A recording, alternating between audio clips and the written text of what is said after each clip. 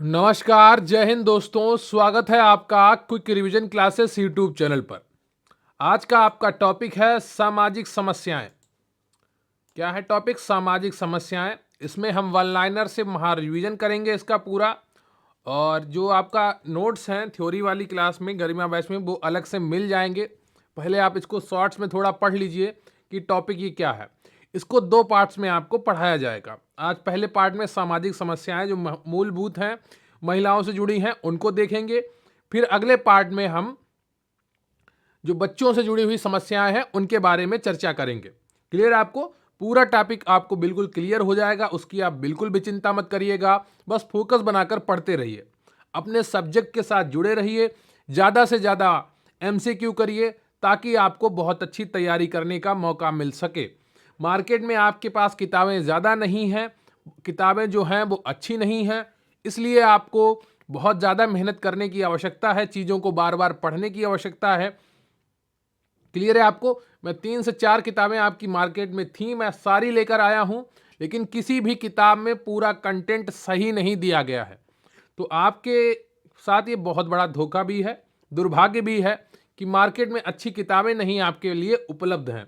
तो आपको थोड़ा सजग होकर पढ़ाई करनी होगी। जो आपके साथ लगातार जुड़ा हुआ है, जो आपके लिए लगातार मेहनत कर रहा है, उसके साथ आपको जुड़ा रहना होगा। क्लियर है आपको? तो फोकस बनाकर रखिएगा, पूरा टॉपिक आपको एकदम क्लियर हो जाएगा। तो चलिए बिना वक्त गवाए शुरू करते हैं आज का वीडियो, क्योंकि प्रश्न यहीं से आएगा। पढ़ेंगे आप मेरे साथ तो आपको यकीन आएगा।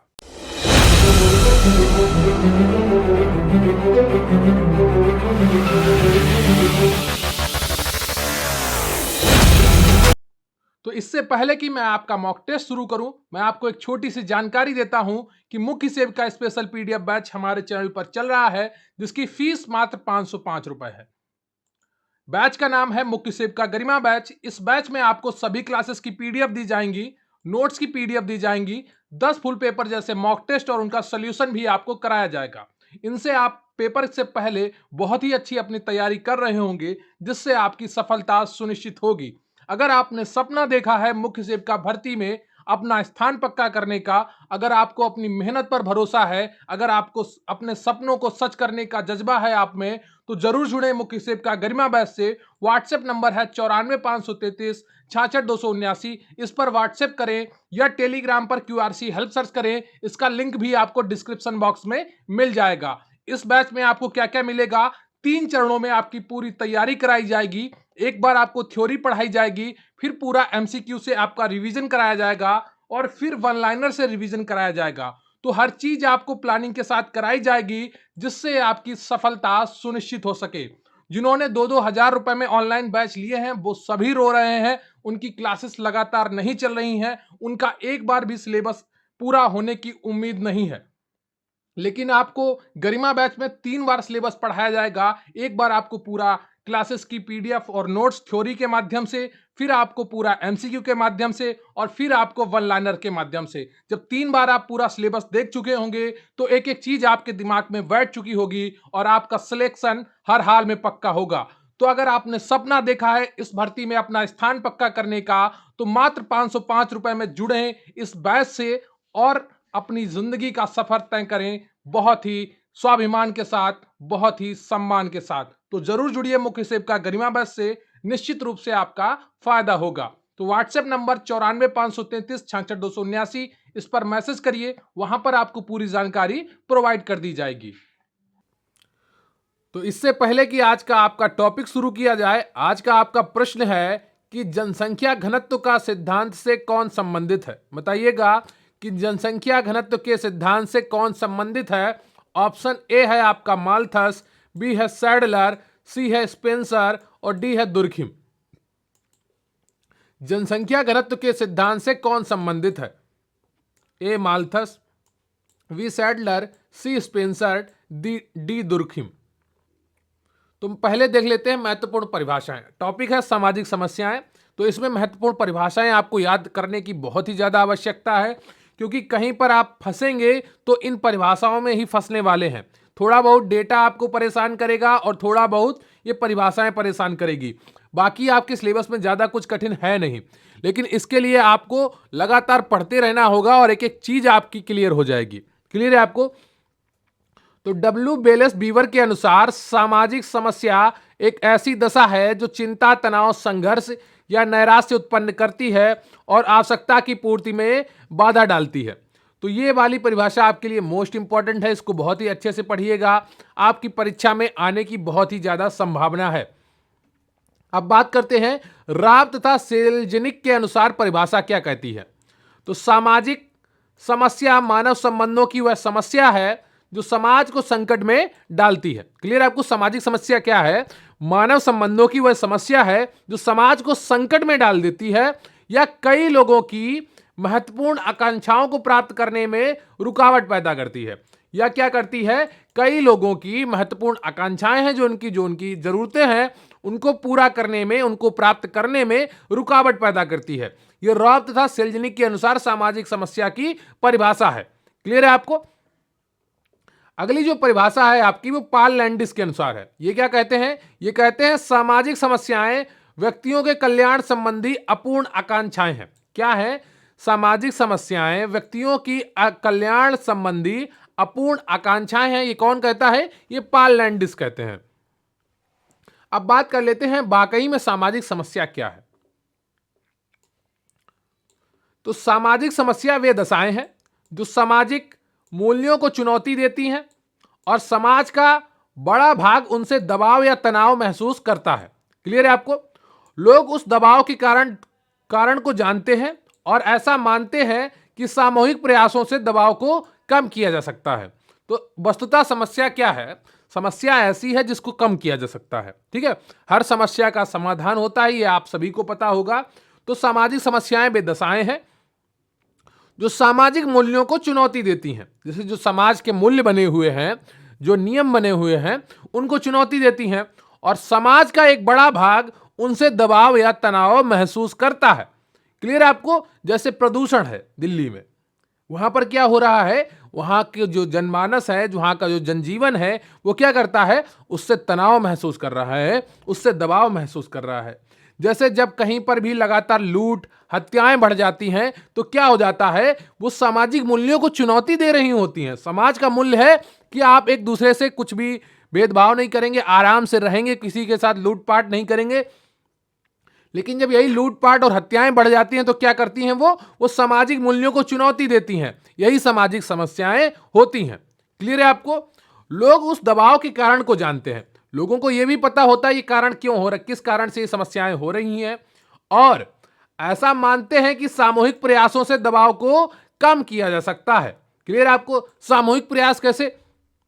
जैसे किसी कॉलोनी में बहुत ज्यादा चोरी हो रही, तो वो क्या करेंगे? सामूहिक प्रयास वहां पर क्या कर सकते हैं कि सबने 200 रुपए डिसाइड किया कि हर घर से 200 रुपए प्रति महीना जाएगा और एक सिक्योरिटी गार्ड रात में रखा जाएगा, वो ड्यूटी करेगा और पूरी कॉलोनी की सुरक्षा करेगा। तो ये क्या हुआ? ये सामूहिक प्रयास है। क्लियर है आपको? एक एग्जाम्पल दे रहा हूं छोटा सा, ये सामूहिक प्रयास है। क्लियर है आपको?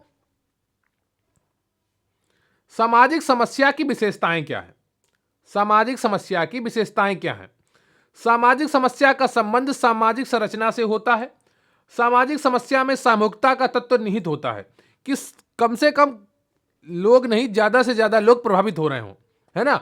एक ग्रुप या एक समूह उस समस्या से प्रभावित हो रहा हो, तभी वह समस्या सामाजिक समस्या है। सिर्फ आपके घर के लोग उससे परेशान हैं तो वो एक सामाजिक समस्या नहीं है। क्लियर है आपको? सामाजिक समस्या वह अवांछनीय स्थिति है जिसे सुधारने का प्रयास किया जाता है। क्लियर आपको? सामाजिक समस्या क्या है? सामाजिक समस्या वह अवांछनीय स्थिति है जिसे सुधारने का प्रयास किया जाता है। सामाजिक समस्या समाज कल्याण की धारणा से संबंधित होती है।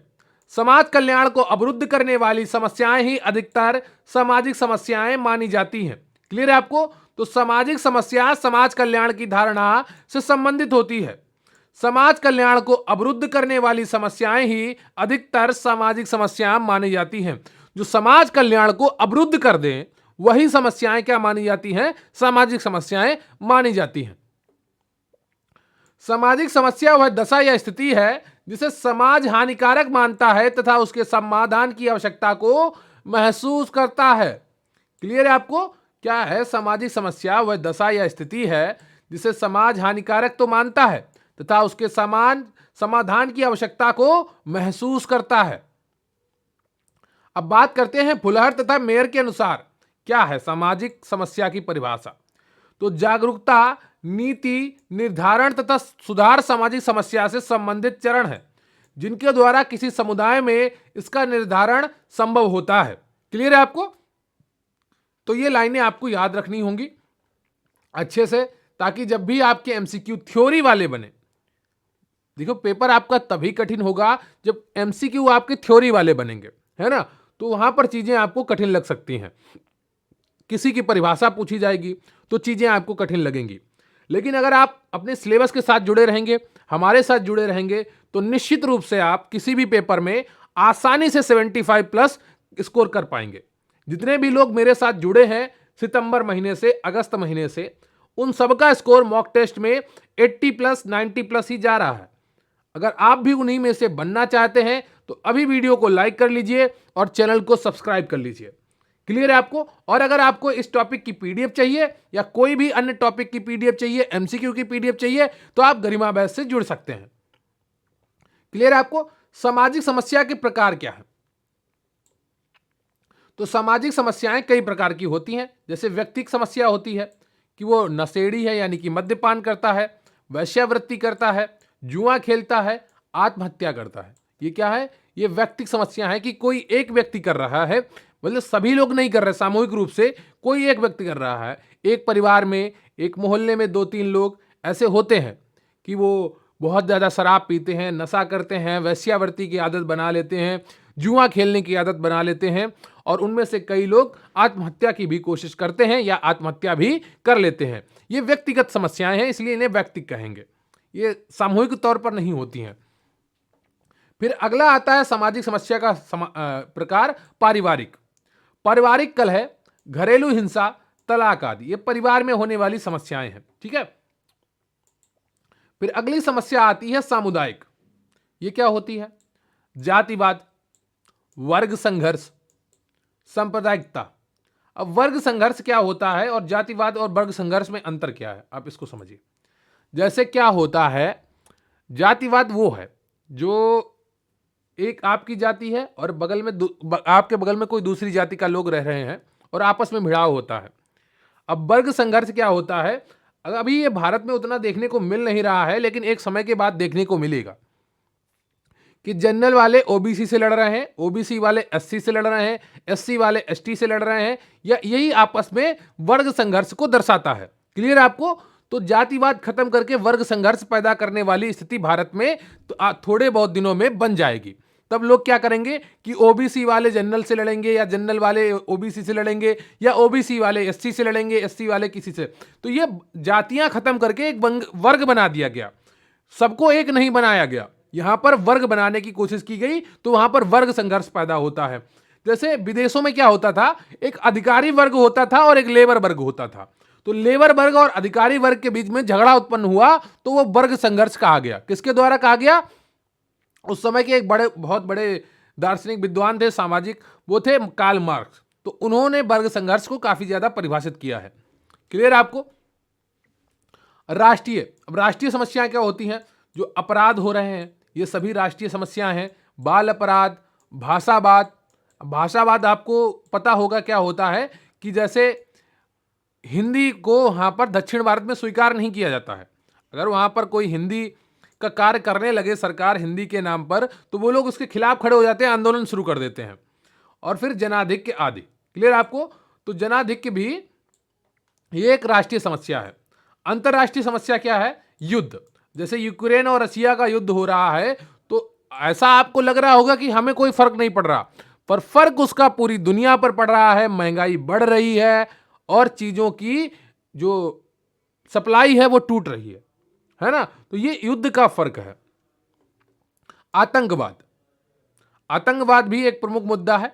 शीत युद्ध, यानी कि ये शीत युद्ध क्या होता है कि सरकारें क्या करती हैं, देश अब दूसरे देशों के ऊपर प्रतिबंध लगाती हैं कि आपके साथ हम ये ट्रेड नहीं करेंगे, आपके ऊपर ये ट्रेड नहीं करेंगे। जैसे भारत अभी चाइना के साथ शीत युद्ध कर रहा है ना, यहां पर प्रतिबंध लगाए जाते हैं। क्लियर, आपको टैक्स बढ़ा दिए जाते हैं। ये सब क्या है, ये शीत युद्ध है के अर्थ है, छद्म युद्ध, तो ये भी आदि होते हैं। तो ये अंतरराष्ट्रीय मुद्दे होते हैं। क्लियर आपको। अब बात करते हैं हिंदू स्त्रियों की समस्या। जब समस्याओं में हमें विशेष तौर पर स्त्रियों की समस्या और बाल अपराधों की समस्याओं के बारे में पढ़ना है। तो आज हम स्त्रियों के बारे में संक्षिप्त जानकारी लेंगे, फिर बाल अपराधों के बारे में हम अगली क्लास में देख लेंगे। क्लियर आपको। तो हिंदू स्त्रियों की जो मुख्य समस्याएं हैं वो एक पारिवारिक समस्याएं होती हैं जो हर घर में लगभग देखने को मिलती हैं। यहाँ पर कुछ ज़्यादा विशेष दिक्कतें नहीं आती हैं क्योंकि एक समय के बाद ये चीज़ें खत्म हो जाती हैं। 5 साल 10 साल है ना, वहाँ पर जब स्त्री अपना प्रभाव बना लेती है, कोई नया व्यक्ति आता है, कहीं पर भी हो ये संघर्ष पैदा होगा।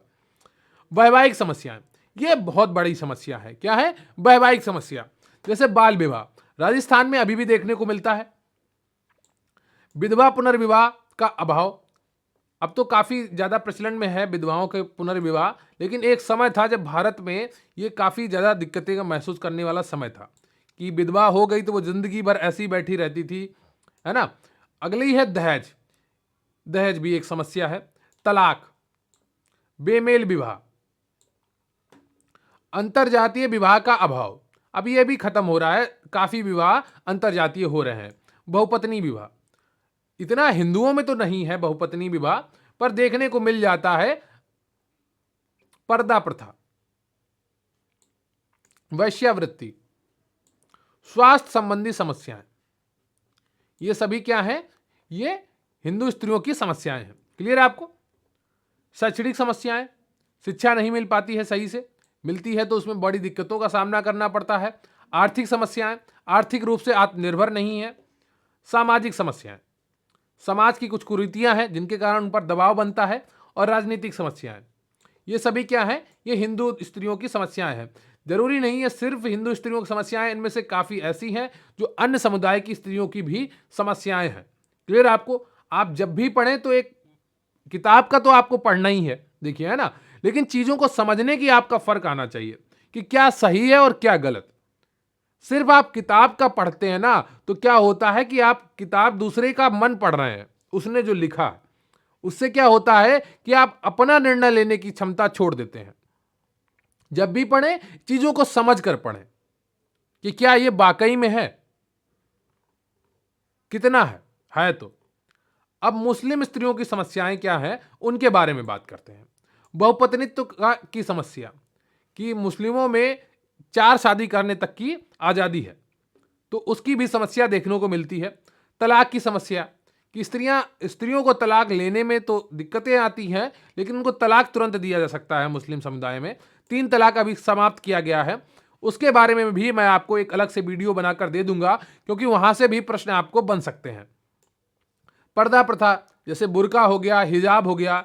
ईरान में इस समय युद्ध चल रहा है, स्त्रियां वहां की सड़कों पर उतरी हैं, रोज मर रही हैं, रोज सजाएं प्राप्त कर रही हैं, लेकिन वो लड़ रही हैं, अब हिजाब के खिलाफ लड़ रही हैं। धार्मिक कट्टरता, धार्मिक कट्टरता बहुत अधिक होती है मुस्लिमों में, जिसके कारण कहीं पर तो शरिया कानून की वजह से अफगानिस्तान, पाकिस्तान, इराक, ईरान, यहाँ पर जिंदा मार दी जाती हैं, पत्थरों से मारी जाती हैं। ये सब क्या है, धार्मिक कट्टरता का उदाहरण है। अधिकारों की अव्यवहारिता, अधिकारों की अव्यवहारिता, अधिकार ही नहीं मिलते हैं, है ना। तो ये मुस्लिम स्त्रियों की समस्याएं हैं, कुछ अन्य भी होंगी, लेकिन जो आपकी किताब के अनुसार हैं वो आपको बताई जा रही हैं। स्त्रियों की समस्याओं के समाधान हेतु प्रयत्न क्या किए गए। सबसे पहले बात करते हैं सुधार आंदोलन की। तो राजा राम मोहन राय ने 1828 में ब्रह्म समाज की स्थापना की, और इनके प्रयत्नों से ही 1829 में सती प्रथा निरोधक अधिनियम बना। क्लियर आपको। सती प्रथा निरोधक अधिनियम कब बना, 1829 में बना। किसके प्रयासों से, राजा राम मोहन राय के प्रयासों से। अब बात करते हैं ईश्वरचंद्र विद्यासागर। ईश्वरचंद्र विद्यासागर ने बहुपत्नी विवाह एवं विधवा पुनर्विवाह निषेध का विरोध किया, और इनके प्रयत्नों से 1856 में विधवा पुनर्विवाह अधिनियम बनाया गया। अब बात करते हैं केशव चंद्र सेन के। तो केशव चंद्र सेन के प्रयासों से 1872 ईस्वी में विशेष विवाह अधिनियम बना, जिसे विधवा पुनर्विवाह एवं अंतरजातीय विवाह को मान्यता प्रदान की गई। जिसने क्या की कि विधवा पुनर्विवाह और अंतरजातीय विवाह को मान्यता प्रदान कर दी। क्लियर है आपको? शिक्षा का प्रसार, पश्चात संस्कृति का प्रभाव भी समस्याओं को कम करने में काफी आगे बढ़ा है महिलाओं की। औद्योगिकीकरण एवं नगरीकरण, इससे क्या हुआ, परिवार छोटे हुए। औद्योगिकीकरण और नगरीकरण से परिवार छोटे हुए, उन पर शासन करने वाले लोग कम हुए। जब शासन करने वाले लोग हुए तो महिलाएं स्वतंत्र हुई, महिलाएं स्वतंत्र हुई तो समस्याएं स्वतः ही कम होने लगी। क्लियर आपको? इसीलिए आत्मनिर्भर होना और स्वतंत्र होना बहुत ही आवश्यक है अगर आप जीवन अपने एक सम्मान के साथ जीना चाहते हैं। संयुक्त परिवारों का विघटन, संयुक्त परिवारों का विघटन भी स्त्रियों की आजादी में बहुत बड़ा योगदान रखता है। क्लियर आपको? आर्थिक कठिनाइयां और अंतरजातीय विवाह, क्लियर आपको? तो ये सभी समाधान हेतु प्रयत्न थे जिससे महिलाओं को काफी ज्यादा आजादी मिली और उनकी समस्याएं कम हुई। महिलाओं से संबंधित महत्वपूर्ण अधिनियम एवं योजनाएं, तो आप इनके ईयर देख लीजिए, वन लाइनर है और ज्यादा कुछ अगर जहां जरूरत होगी मैं आपको अलग से बता दूंगा, उसकी आप चिंता मत करिएगा। महिलाओं से जुड़े जितने कानून थे वो सभी मैंने आपको एक वीडियो में अलग से बता दिए हैं, वो मैं पिन कर दूंगा, आप आई पर क्लिक करके उस वीडियो को भी देख पाएंगे और आज के ये वीडियो में आप पूरी जानकारी लेकर जाएंगे। और प्लीज वीडियो को लाइक कर लीजिएगा, चैनल पर नए हैं तो चैनल को सब्सक्राइब कर लीजिएगा। महिला संरक्षण अधिनियम 2005, स्त्रियों व कन्याओं का अनैतिक व्यापार निरोधक अधिनियम 1956 में बना था, यह आपको बताया जा चुका है। राष्ट्रीय महिला आयोग 1992 में बना था, यह भी आपको बताया जा चुका है। कस्तूरबा गांधी बालिका विद्यालय योजना 2004 में शुरू की गई थी। क्लियर है आपको?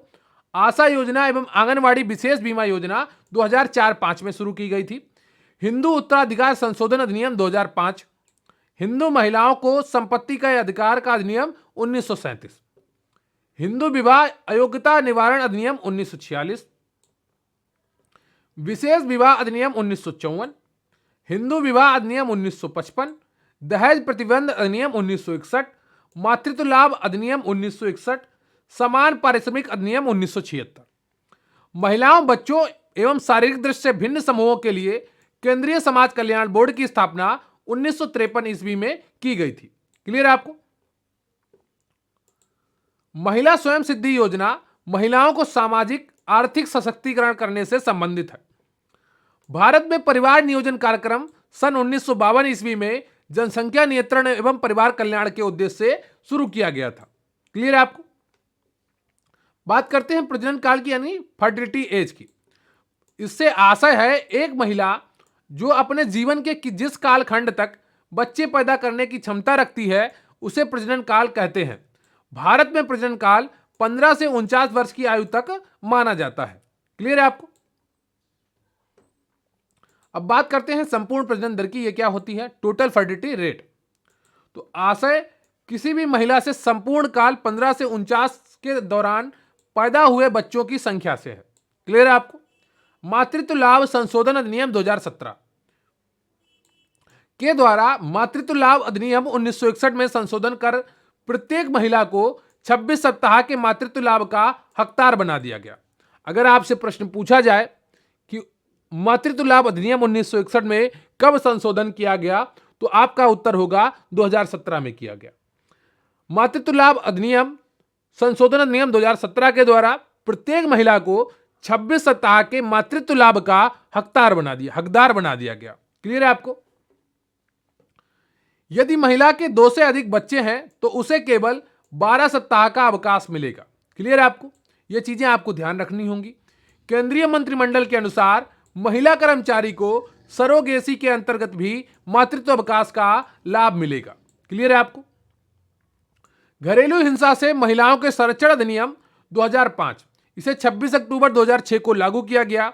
यह अधिनियम महिलाओं को घरेलू हिंसा से संरक्षण प्रदान करता है। समय समय पर यह चीजें भी आपको पढ़ाई गई हैं। क्लियर है आपको?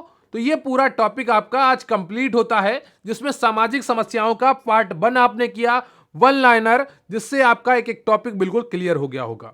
अगर आपकी कोई अन्य समस्या है तो आप कमेंट करके जरूर बताइएगा। मैं पूरी कोशिश करूंगा कि आपकी सभी समस्याओं का समाधान हो सके।